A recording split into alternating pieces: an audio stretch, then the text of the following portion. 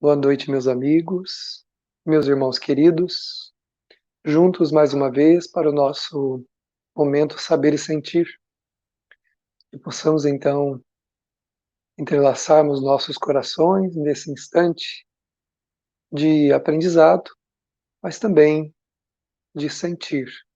Momento para nós viajarmos um pouquinho para dentro, acalmarmos nossas almas e podermos vislumbrar momentos melhores dentro dessas necessidades que estamos vivendo. Então nós vamos à prece e para depois podermos iniciar nossas reflexões. Vamos elevar o pensamento, buscarmos Jesus, o Divino Amigo, rogarmos a Ele que nesse instante derrame sobre os nossos corações eflúvios de paz, de esperança, a fim de que tenhamos alegria, otimismo para vencer os desafios que devemos enfrentar. Se conosco, querido Jesus, concede-nos a inspiração para que nós possamos receber daqueles que nos orientam, que nos guiam, as palavras corretas para serem proferidas e assim juntos aprendermos. Se conosco, agora e sempre, que assim seja. Então, prosseguindo com as nossas reflexões, hoje nós vamos para o item intitulado As Forças do Amanhã, do livro Segue-me, que é uma obra de autoria espiritual de Emmanuel e psicografia do nosso querido, bondoso e amoroso Chico Xavier. Não sabeis que um pouco de fermento leveda a massa? Primeira carta de Paulo aos Coríntios, capítulo 5, versículo 6. Então vamos ver o que Emmanuel comenta a respeito desse versículo de Paulo, que fala do fermento que leveda a massa. Ninguém vive só. Primeiro conceito aqui apresentado por Emmanuel. Embora possamos acreditar que em algum lugar estejamos sozinhos, isso não é real. Quase que a totalidade da humanidade vive interagindo uns com os outros, em família, nos círculos religiosos, esportivos, na amizade, na rua, pelo simples fato de passarmos como transeunte para lá e para cá, nós estamos nos relacionando com as pessoas, estamos encontrando as pessoas. O que a gente não imagina é que mesmo sem abrir a boca, nós podemos estar influenciando as pessoas. E mesmo quando vivemos só, sem ter alguém perto de nós na condição de um encarnado, nós encontramos a presença dos espíritos. Nunca estamos sozinhos em lugar nenhum. Estamos sempre em comunhão, porque a vida é comunhão, a vida é participação, a vida é interação. Nossa alma é sempre núcleo de influência para os demais. Então, de nós, emana sempre alguma coisa que influencia as pessoas. De alguma maneira, nós trazemos para aqueles que estão ao nosso lado, principalmente, influências, embora muitas vezes não tenhamos consciência disso. Nossos atos possuem linguagem positiva, ou seja, linguagem real. Nós não podemos acreditar, como muitas vezes a gente escuta as pessoas dizerem, né? Nós não repetimos mais isso porque já aprendemos, né? Mas ouvimos as pessoas dizerem assim: ah, o que eu faço é problema meu, é a minha vida e eu faço dela o que eu quiser. Sim, pela lei do livre-arbítrio, nós podemos fazer da nossa vida o que nós quisermos, embora não devamos em alguma circunstância. Porém, não é certo e não é real que tudo que nós fazemos só nos diz respeito, né? Se fosse assim, então nós conseguiríamos realmente nos isolar da humanidade, mas não é real, né? Então tudo que nós fazemos, né, nós emanamos, nós irradiamos. Por isso que ele fala que nossos atos têm uma linguagem positiva, uma linguagem verdadeira, real. Nossas palavras atuam à distância. O que nós falamos aqui repercute longe de nós, em vários sentidos que se possa compreender. Um deles é aqueles onde as pessoas nos escutam, como nós estamos fazendo agora, né? Aqueles que estão nos ouvindo, estão recebendo a nossa palavra, onde estamos reproduzindo as ideias que está no livro e sob a interpretação da doutrina espírita. Então, onde a pessoa está, à distância, nossas palavras chegam. Chegam também através da comunicação de outros que nos escutou e foi lá e falou.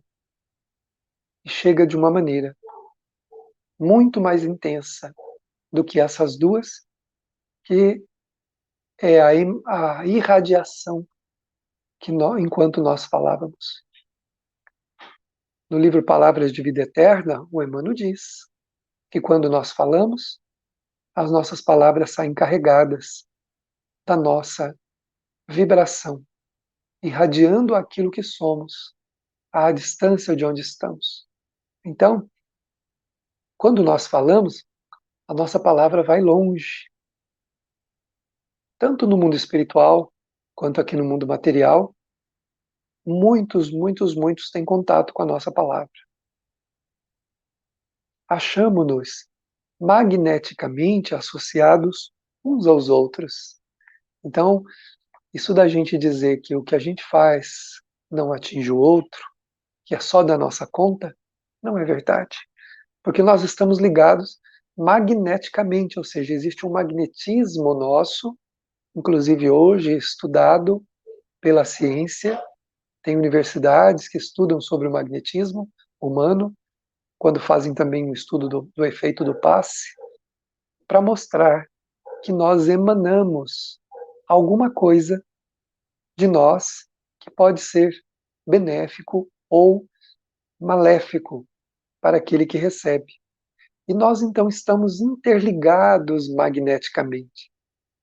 Então, o meu magnetismo, que é o produto das emanações fisiológicas, do funcionamento do meu próprio corpo, das minhas células, dos meus órgãos, aliado aos meus valores morais, ele se irradia em torno de mim, principalmente, para junto daqueles com quem eu convivo. Muitas vezes a gente reclama, né, que o nosso lar não tem a paz que nós gostaríamos. E a gente fala assim, mas eu não faço nada para atrapalhar o meu lar. Eu não falo palavrões, eu não agrido ninguém, eu, eu sou moderado, eu faço isso, eu faço aquilo. Sim, mas e o que eu sinto? O que que eu sou como pessoa? Eu estou procurando melhorar como ser humano ou eu acredito pensar e sentir e fazer o que eu faço lá fora ou na intimidade? Não tem problema nenhum. Porque, em verdade, não é aquilo que os outros veem que nós irradiamos no ambiente onde nós estamos. É aquilo que nós somos. Então, o que eu sou contamina ou beneficia o ambiente onde eu estou.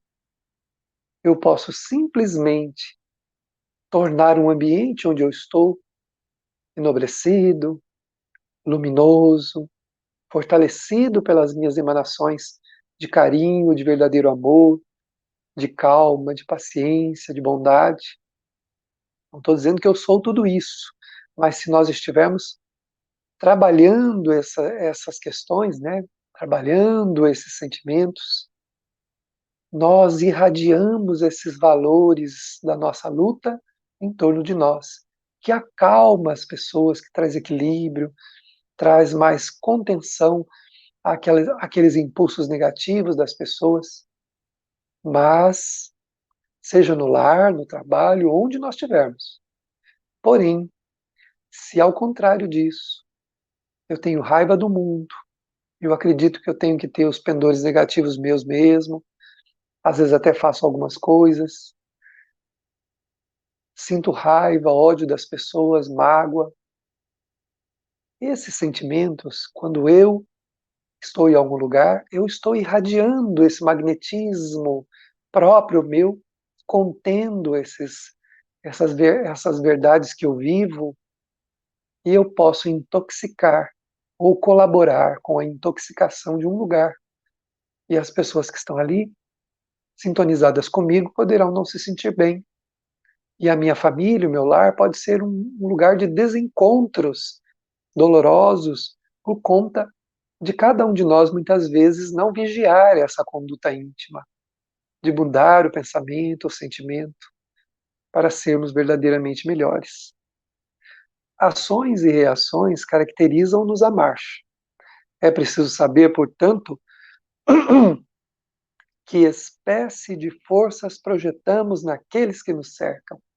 Nós acabamos de falar. O que eu estou projetando naqueles que estão do meu lado?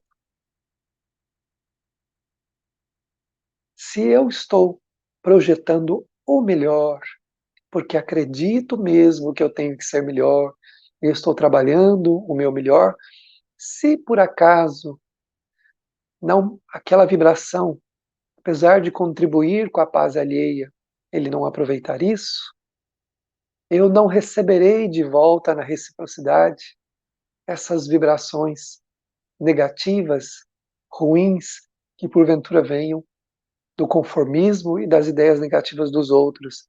Na verdade, as minhas vibrações neutralizarão. E eu até perceberei que as pessoas não estão bem, mas não me sentirei mal. Aquela história da gente ir num lugar e dizer assim, ai, eu saí de lá porque lá o ambiente está tão ruim que eu comecei a passar mal. Ah, eu não gosto muito de visitar aquela pessoa porque ela tem uma energia tão negativa. Ah, eu não gosto de ir em tal lugar porque lá, meus irmãos, isso é uma ilusão. Quem faz o nosso ambiente somos nós. Então, os bons espíritos não iriam às regiões umbralinas, fétidas, de um odor horrível, de uma vibração insuportável, para atender os necessitados que estão lá? E é isso que eles fazem? Não. Os benfeitores queridos descem às regiões ruins e delicadas do mundo espiritual para socorrer quem está lá. E não se contaminam. E não passam mal porque lá estão carregando a sua própria realidade, que afasta a realidade local, vivendo como que num ambiente próprio. Conosco é assim também. Quando nós tivermos a grandeza que nós devemos ter, e não é angelitude não, agora, porque nós não temos condição, nem a pureza absoluta e nem perfeita, não é isso. É esforço. A palavra é esforço. Quando eu me esforço para ser melhor, verdadeiramente, não é aquele que diz que está se esforçando, mas continua repetindo o erro indeterminadamente. Não. Aquele que está se esforçando mesmo, que tem vontade de fazer alguma coisa ruim e sofre, mas não faz. Que vigia pensamento, sentimento, que vigia, que se vigia. Essa pessoa é aquela pessoa que está procurando ser melhor. Se nós estamos assim verdadeiramente, teremos uma ambiência própria e carregaremos para onde nós formos. Poderemos até perceber que o lugar não está bom, que as vibrações ali não são boas, mas sendo obrigado ou tendo a necessidade de estar lá, senão a gente pode escolher também ir onde a gente quer, mas se nós tivermos que estar lá, nós estaremos por nossa conta e não por conta do ambiente onde a gente vai. Então essa coisa de dizer que a gente trouxe coisas dos outros, dos ambientes, sabe por que a gente trouxe? Trouxe porque nós estamos em igualdade. de condições. Os semelhantes se atraem. Então nós nos encharcamos das vibrações que tinham sintonia conosco e voltamos para casa, como dizem na linguagem popular, carregados. Então, precisamos pensar nisso. Estamos nos carregando, nos encharcando das vibrações perturbadas das pessoas, dos espíritos, dos lugares. Se fosse assim, então, os médiums não poderiam trabalhar e receber entidades muitas vezes trevosas para as comunicações, porque ao se identificar com elas, eles desencarnariam. Algumas delas têm um teor vibratório tão, tão negativo que o médium não suportaria. Mas não é assim. A vibração do médium, sendo mais elevada que a do espírito, ralenta aquelas vibrações dele e permite que ele tenha lucidez para falar. Terminada a comunicação, o médium está perfeitamente bem, porque está de volta à sua ambiência usual, aquela que ele usa no dia a dia. Então vamos desfazer essas ilusões de coisas, de lugar e de pessoas. Nossa conduta é um livro aberto. Não adianta a gente esconder. Nós podemos esconder assim, as pessoas não saibam o que nós estamos fazendo. Mas como espírito, todos sabemos o que uns e os outros fazemos. E os espíritos, então, nem se falam, né? Eles nos veem, sabem o que nós fazemos, o que nós somos. Quantos de nossos gestos insignificantes alcançam o próximo, gerando inesperadas resoluções? Muitas vezes, a gente tem um gesto intempestivo, ou fala uma palavra não devida, e tem uma reação que a gente não esperava do outro. Mas quem forneceu o combustível? Nós.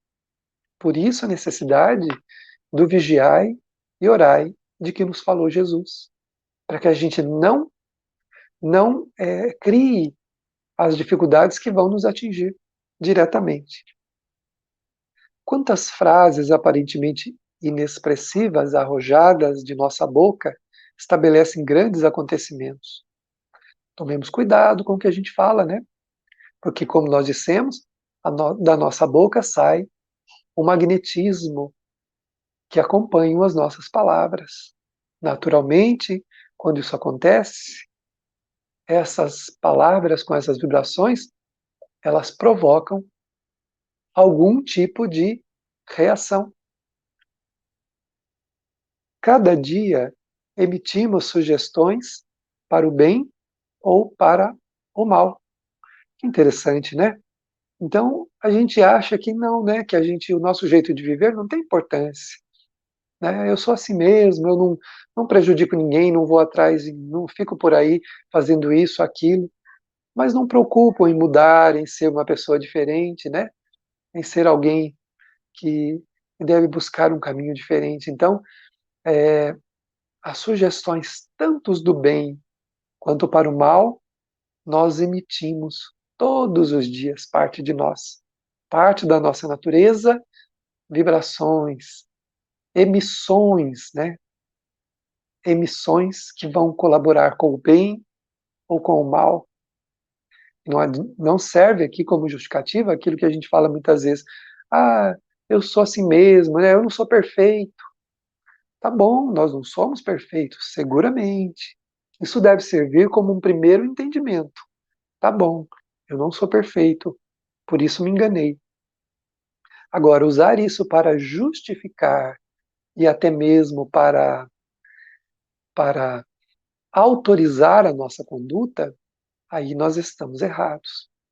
Porque nós emitimos, nós irradiamos, e essas vibrações emitidas e irradiadas, elas têm um efeito.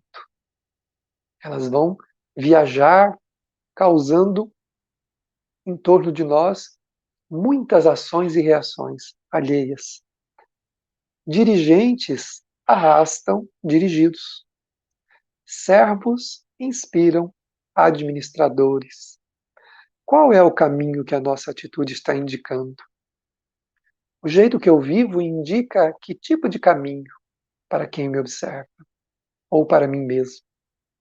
As minhas atitudes estão me indicando um caminho para a minha libertação ou estão me indicando um caminho para a minha prisão? Porque quando partimos para os equívocos, quando fazemos a viagem no caminho dos equívocos, estamos indo voluntariamente para uma prisão. Que tipo de prisão, perguntaríamos? A prisão das consequências do ato cometido. Muitas vezes, se nós pensássemos melhor, nós não teríamos ido por aquele caminho. Quantas vezes ouvimos, as pessoas dizerem assim: ah, se eu tivesse pensado um pouco, não teria feito tal coisa. Se eu tivesse refletido mais, não teria ido por ali, porque ali não era realmente um caminho melhor, um caminho bom. Pois é. E não só a nós mesmos estamos indicando um caminho, e um caminho que porventura poderá nos levar à prisão, nas consequências estamos fazendo isso com os outros também, que nos observam, que passarão também a considerar ir pelo mesmo caminho que a gente está indo. Somos influenciadores. Como nós dissemos no começo, o Emmanuel fala ninguém, ele fala aqui, ninguém vive só. Então nós estamos influenciando as pessoas e somos influenciados também. Agora, se a escolha que nós estamos fazendo é boa, então nós estamos indicando para nós mesmos um caminho bom, que irá nos conduzir para a liberdade. O bem liberta, o amor liberta, o mal aprisiona, o ódio aprisiona. Tudo parte do nosso sentimento. E nós não vamos poder depois dizer, além de eu ter passado por uma situação horrível, eu sou obrigado agora a, a enfrentar este sofrimento? Pois é, mas a situação negativa que porventura nós estávamos vivendo, não nos autoriza a usarmos os nossos sentimentos e fazermos coisas ruins, especialmente tentando prejudicar os outros. Isso não vai funcionar para nós como desculpa, como álibi que nós utilizaremos lá na frente. Aquele que faz o mal recebe de retorno a consequência do mal praticado, porque encarcera-se nessas consequências. Enquanto que aquele que perdoa, que deixa cada um com a sua atitude e suas consequências e prossegue com a vida, perdoando, respeitando, amando como nos ensina o Evangelho, que não é conviver, mas respeitar o direito do outro ser como ele é. Quem consegue fazer isso, quando a gente faz isso, nós prosseguimos para um caminho de libertação. Do contrário, vai ser um caminho de prisão. Caminhamos direto para a prisão. Aí não adianta, como eu disse, a gente depois justificar, falar assim, além de eu ter passado por aquela dificuldade, agora tenho que sofrer. Eu tinha razão de fazer o que eu fiz. Não, não tinha. Nenhum de nós tem nenhuma razão para se utilizar do mal, para pagar o mal que recebemos, ou usar do mal para resolver uma dificuldade, uma contrariedade, um problema que estamos vivendo. Quem se utiliza do mal, encarcera-se nas suas consequências. Não é? Então vamos pensar. O que nós estamos sugerindo? Um pouco de fermento leveda a massa. Um sentimento é suficiente, tanto para promover o bem em nós, como para promover o mal. Tanto para promover o bem nos outros, como para promover o mal. Não dispomos de recursos para analisar a extensão de nossa influência, mas podemos examinar-lhe a qualidade essencial. A gente pode olhar pela maneira como a gente está vivendo a nossa vida, como são as consequências daquilo que a gente está fazendo. Dá para entender se a gente está num caminho ideal, porque não conseguiremos avaliar a extensão das consequências. Por isso, não devemos agir de maneira sem pensar, sem raciocinar, sem trabalhar o sentimento. Acautela-te, pois, com o alimento invisível que forneces a vidas que te rodeiam. desdobra-se-nos o destino em correntes de fluxo e refluxo. As forças que hoje se exteriorizam de nossa atividade voltarão ao centro de nossa atividade amanhã. Como eu falei, como nós poderíamos justificar que nós fizemos o que fizemos porque recebemos um mal de alguém ou recebemos uma contrariedade, um desafio da vida, e então, para vencer, usamos muitas vezes de alguns elementos não positivos para essa solução. Vamos pensar, ninguém vive só. Já que nos influenciamos, vamos nos influenciar para o bem, com todo o amor possível. Então vamos agora acalmar mais ainda o nosso coração, tranquilizando a nossa mente, procurando manter a nossa imaginação focada em Jesus. Vamos imaginá-lo terno, belo, tomando toda a nossa natureza. Ele nos abraçando, trazendo-nos calmaria e serenidade ao espírito. E enquanto ele nos abraça e nos mantém acolhidos junto ao seu coração venerando, ele nos fala de um reino de amor. Vamos ouvi-lo. Ele está nos pedindo algumas coisas. Perdoa, não se vingue, tem paciência, tenha compaixão, pratique a caridade. Observe, perto de você há um irmão necessitado. Cultive a alegria, a esperança, o otimismo. E essas palavras, irradiadas dos lábios de Jesus, fortalecidas pelas suas vibrações inconfundíveis de amor e de paz, dá-nos a certeza de que é assim que devemos ser. E sentindo essa brisa que nos atravessa, com um frescor nunca experimentado por nós antes. Nesse clima em que nos encontramos agora, refeitos das últimas tribulações e dificuldades que enfrentamos, agora higienizados, pacificados, estamos em paz. E assim dizemos ao Mestre querido: muito obrigado, Senhor. Fica conosco. Obrigado, Jesus. Muito obrigado, meus irmãos.